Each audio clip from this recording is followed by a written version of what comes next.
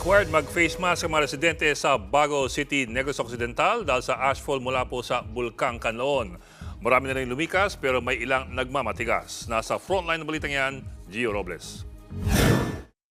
Nabalot ng abo ang mga kalsada, bahay, eskwelahan, simbahan at marami pang estruktura mula sa drone video na ito ni Justin Librado mula sa bayan ng Bago City, Negros Occidental. Sa kapal ng abo, halos mag-zero visibility sa kalsada. Lubhang delikado yan sa mga motorista, lalo sa mga nagmamaneho ng motorsiklo. Sa tindi ng ashfall, mandatory na ang pagsuot ng face mask gaya dito sa Bago City. Masakit sa mata na may masangsang na amoy ang abo dulot ng asupre. Ang ilang residente nangangamba sa kanilang kalusugan. Nag-ulan ng abo, dumudamol gadya, babaw is in gadya kabaho ya. Sa tindi ng abo, gumamit na ng pressure washer ang ibang residente para malinis ang mga kalsada. Halos 2,000 residente mula sa 4 na upper barangays sa Bago City ang sapilitang inilikas. Mistulang ghost town ang ilang barangay sa Bago City. Si Alma Solis, hindi napigilang maging emosyonal. Wala raw siyang nabitbit na gamit. Sir, gaybi ko sa road sa kulba, gaano ko, nagakulurog ko.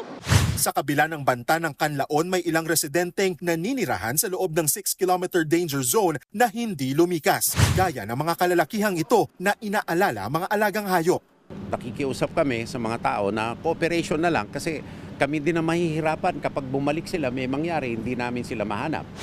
Sa buong araw, hindi na silayan ng Kanlaon dahil nabalot ito ng ulap. Pabugso-bugso ang ulan sa Negros, kaya malaki ang banta ng lahar flow sa mga bayan na nakaranas ng ashfall. Tiniyak naman ni Pangulong Bongbong Marcos na handa ang gobyerno sa worst-case scenario. So, yes, we're ready. We know what to do, and we have we have already started to send food packs, and we already started to send all of the things that we bring to those who are in evacuation centers. Aabot daw sa 1.4 million food packs ang nakahandang ipamahagi ng Department of Social Welfare and Development para sa mga apektado.